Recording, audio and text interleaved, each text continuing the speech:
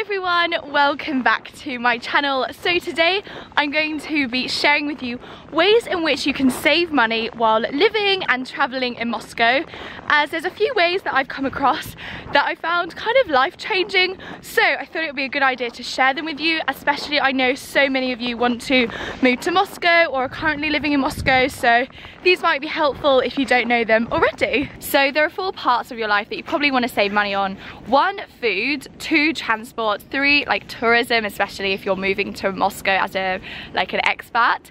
And 4, housing. So for food, I have found an amazing life hack, and probably most Russians know this already, but that's getting like a magazine card, which is like a shop card.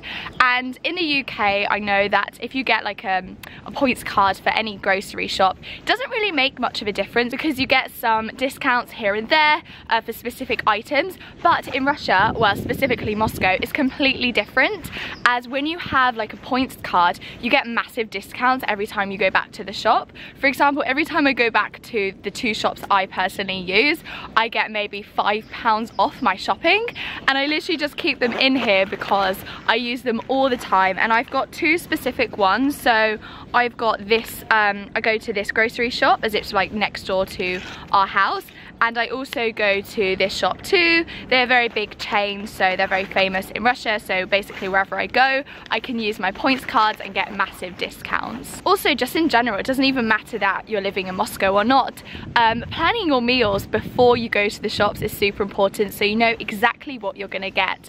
I really only spend around £5 on stuff I didn't know I was gonna get before I went to the shops. So yeah, that's how I save money. And by the way, on average every single week I probably spend around £30, so that's around 3,000 rubles on my shopping, and there's 2 of us living in my house, so yeah, there you go. It's not that much compared to I know a lot of other people spend. The next thing, and this will probably go with any part of living in Moscow, is learning some basic useful phrases before moving here. And this will just mean that you know exactly what you're paying for. Like, for example, if you're going to the shops, you know what food's on the receipt, so you don't end up spending money that you shouldn't be. Also, going to restaurants, you know how to ask for food and that sort of stuff. Now, next is transport, and I really recommend traveling by metro everywhere because I have traveled by bus a few times and I found it extremely slow because the traffic is really bad in Moscow. Even though I don't live in the center, the traffic is still awful, so I go by metro everywhere. It's so efficient, and it's one of the most efficient cities in the world for transport, so I definitely recommend it. Also, it's not very expensive. It costs around 40p, which is I think like 40 rubles, and compared to, for example, if you're thinking of getting a car, first of all, there's so much traffic, so it's not worth it. Second of all, insurance is apparently very high in Russia, so it's just not really worth it. Also, I originally thought taxis were cheap here, but you know, it depends where you go. If you go into the center from like the outskirts, it's not going to be cheap to go in a taxi, so metro is definitely the way to go. But if you are going to use a taxi, because sometimes you are going to need a taxi, especially if you're going further out of the city, because the links aren't as good as in the center, obviously. A thing that you can do to save some money, I actually found this hack from one of my boyfriend's Russian friends when he came over, because he was like comparing the different locations for the taxi next door compared to the taxi to our apartment. It was around like £1 cheaper, so like 100 rubles cheaper, ordering the taxi from next door, like the next door apartment block, compared to the apartment block we were at, which is so strange. So something I'd recommend doing is comparing like the next house compared to your house to see if it's cheaper, or just down the road, because you can definitely walk down the road and like save like a few pounds or something. The next thing is tourism, and that's actually the most exciting part of living abroad, and especially in Moscow, because there's so much to see in Moscow. And a lot of the places that you can visit as a tourist, for example museums and like that sort of stuff.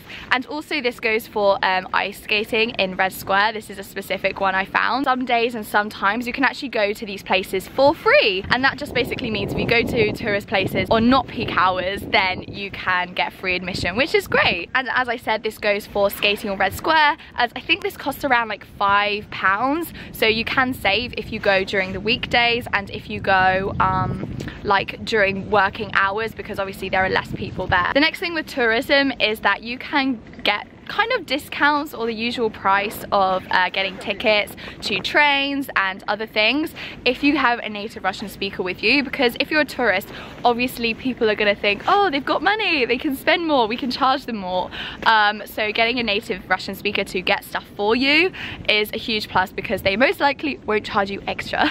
The last thing is housing, and a shop I'd recommend going to when moving here, or just in general just living here and you need some stuff for your house, I'd recommend going to a shop called FIXPRICE, as they sell really cheap and affordable. When I mean cheap, I mean like 50p, £1 objects for your house. For example, containers, even like hats, and I think they even have shoes and stuff like that.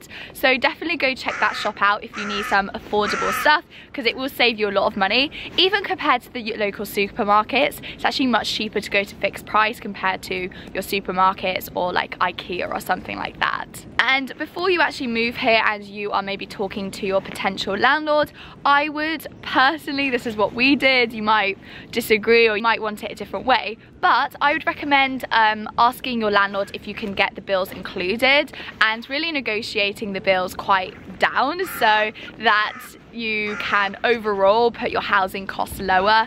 And when I mean bills, I mean like water bills, electricity bills, gas bills, that sort of thing, because if you negotiate that down, then you could save a lot of money every single month. And the last thing, it doesn't really fit under any of those categories, but that is phone bill, because obviously you're gonna need your phone here working. When getting your phone, I'd recommend getting like a top-up plan, as that is what I have, and I probably spend around £5 a month on my phone in total, and that's with data, that's with phone, like actually calling up people and everything like that. Is super affordable, whereas I don't know how much the usual contracts would be if you're paying every month the same amount. But if you're using a top-up plan, obviously some months you're going to use less, some months you're going to use more, but in general I think it has saved me a lot of money doing it that way, so I definitely recommend that. So that's it for this video. I really hope you enjoyed it. If you did, make sure you give it a big thumbs up, and if you haven't already, do subscribe to my channel, as I post a new video every single Sunday